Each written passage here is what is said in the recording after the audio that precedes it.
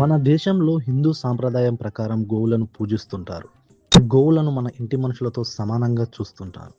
అలాంటి గోవులకు శ్రీమంతం చేస్తారని మీకు తెలుసా? ఎందుకు చేస్తారో కూడా మీకు తెలియకపోతే వీటన్నింటికి సమాధానం వనపర్తి విశ్వక్సేన గోశాల అధిపతి శ్రీ రామాచార్యులు గారిని అడిగి తెలుసుకుందాం. ఆయన మాటల్లో విందాం. సీమంతం అంటే మన సంస్కృతిలో ఎంతో ముఖ్యమైన ఘట్టం. తల్లి సౌభాగ్యాన్ని, పుట్టబోయే బిడ్డ దీర్ఘాయుషును కోరుతూ చేసే ఘట్టం సీమంతం.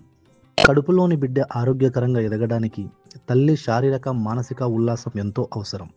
అందుకోసం ఆమె భర్త ఎన్నో నియమాలు పాటించాలి. 6వ నెల కానీ 8వ నెలలో కానీ సీమంతం జరుపుతుంటారు. నా పేరు సౌమిత్రి రామాచార్యులు, విశ్వక్సేన గోశాల వ్యవస్థాపకులు, వనపర్తి. గోవును ప్రేమిస్తే ఆ గోవు భూమిని ప్రేమిస్తుంది. అంటే గోవుకు భోజనం పెట్టామనుకోండి, పెడితే చాలు భూమికి గోవు ప్రసాదం వేస్తుంది. ఏం ప్రసాదం అది అంటే గోమయము. ఆ గోమయాన్ని భూమికి అందిస్తే భూమికి బలం గోమయం. అది కూడా దేశీ గోవు. అలా మేము దాదాపుగా 14 ఏళ్ళ నుంచి సేవ చేస్తున్నాము. ఈరోజు గోవత్స ద్వాదశి అంటే కార్తీక బహుళ ద్వాదశిని గోవత్స ద్వాదశి అంటే పాల సముద్రం చిలుకుతూ ఉంటే కామధేను ఉద్భవించిన రోజు అనమాట ఈరోజు. ఎందుకు గోమాత్ర శ్రీమంతం ఏంది, మనుషులు చేయగా చూసాం కానీ గోమాత్ర శ్రీమంతం ఏంది అనేది కొంత ఆశ్చర్యం కలిగించే విషయమే. కానీ ఒకప్పుడు ఇది తప్పనిసరిగా చేసేవారు. అది అయిపోయింది. కనుమరుగైపోవడం వల్ల మనకు తెలియట్లేదు అది. కానీ ఒకప్పుడు చేసేవారు. ఎప్పుడు అంటే అసలు సంపద ఏంది మనిషికి అంటే గో సంపద. ఎన్ని ఎక్కువ గోవులు ఉంటే అంత కోటీశ్వరుడు అనమాట. ఒకప్పుడు 100 గోవులు ఉంటే ఒక తీరు, 1000 గోవులు ఉంటే ఒక తీరు, 10,000 గోవులు ఉంటే ఒక తీరు, 1,00,000 గోవులు ఉంటే ఒక తీరు, అట్లుండేవారు అనమాట. అది గో సంపద అంటారు.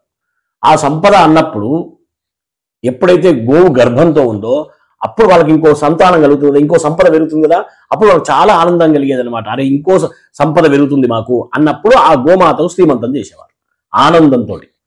మా సంపద ఇంకా పెరుగుతుంది అని. నిజంగా చెప్పాలి అంటే గోవు పుడుతుందంటే భూమి పక్క అవుతుంది. అలాగే గోవు చనిపోతే భయంకరంగా ఏడుస్తుందట భూమి. ఎవ్వరు రాజులు, చక్రవర్తులు ఎవ్వరు చనిపోయినా ఏమని పీడమైందో లేదా బరువు తగ్గిపోయిందో అనుకుంటుందట భూమి. కానీ గోవు చనిపోతే మాత్రం భయంకరంగా ఏడుస్తుంది. ఎందుకంటే భూమికి గోవే బలం. కాబట్టి అలా గోవు చనిపోతే అంత ఏడుస్తుందట భూమి. కాబట్టి పుడుతుందంటే చాలా సంతోషంగా ఉంటుందట భూమి. అందుకనే ఆ శ్రీమంతం చేసేవారు గోమాతకు. ఆ శ్రీమంతం చేయడం వల్ల గోవు కూడా అన్ని తినిపించడం వల్ల మంచి బలమైన తినిపించేవారు. అప్పుడు దూడ మంచిగా పుట్టేది. పుట్టడం వల్ల దీనికి పాలు వచ్చేవి. అలా తీరుగా రకరకాలుగా దూడ పుట్టగానే మొట్టమొదటి వచ్చేది ఏంటిది, దూడకు పాలు అయిపోయిన తర్వాత మనకు కూడా పాలు వచ్చేవి. అలా ఆ ప్రకారంగా గోమాతకు శ్రీమంతం చేసేవారు ఒకప్పుడు. దాన్ని మళ్ళీ ఇప్పుడు మేము చాలా రోజుల క్రితం నుంచి దాదాపుగా 7-8 ఏళ్ళ నుంచి చేస్తున్నాం. ఇప్పుడు మన గోశాలలో 90 గోమాతలు కడుపుతూ ఉన్నాయి.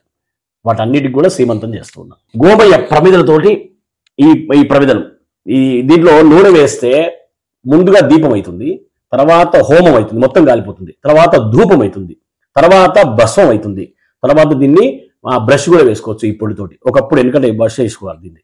ఎన్ని రకాలుగా ఉపయోగపడుతుంది. ఎంత అద్భుతం! ఇది వెలుగుతుండే పొగ కూడా వాతావరణ కాలుష్యం కూడా తొలగిస్తుంది.